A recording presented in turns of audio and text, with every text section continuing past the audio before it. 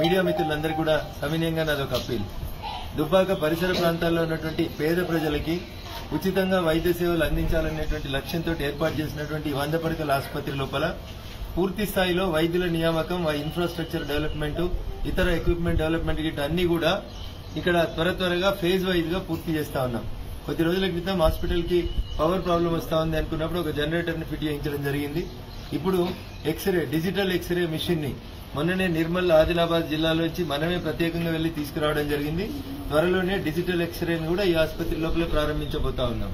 వారానికి 3 రోజులు ఇప్పుడు పెడియాట్రిక్ అంటే చిన్న పిల్లల్ని చూసేటువంటి డాక్టర్లు ఈ ఆసుపత్రిలో అందుబాటులో ఉన్నారు. త్వరలోనే వాళ్ళని పూర్తిగా 1 వీక్ కూడా ఇక్కడే ఉండే రీతి లోపల చర్యలు తీసుకుపోతా ఉన్నాం.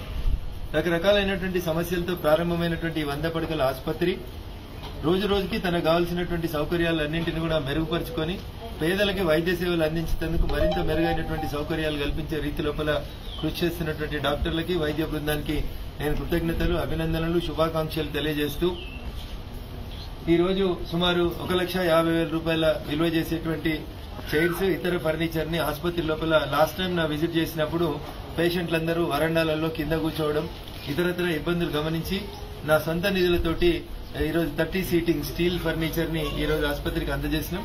భగవంతుని ఆశీస్సులతో భవిష్యత్తులో కూడా ఈ ఆసుపత్రికి చిన్న సౌకర్యాలు మేము చేయగలిగిన ఏమని ఉంటే ప్రతి నెల కొంత సహాయ సహకారాలు అందించి ఖచ్చితంగా ఈ ఆసుపత్రిలో ఇది కొరత ఉంది అని లేకుండా 2022లో ఈ ఆసుపత్రిలో కావాల్సిన ప్రతి పనిని కూడా పూర్తి చేసి ఆసుపత్రి నిర్వహణకి సహకరిస్తామని చెప్పి దుబ్బాక ప్రజలు నన్ను గెలిపించినందుకు వారికి రుణం తీర్చుకుంటారని చెప్పి తెలియజేస్తాను. Thank you.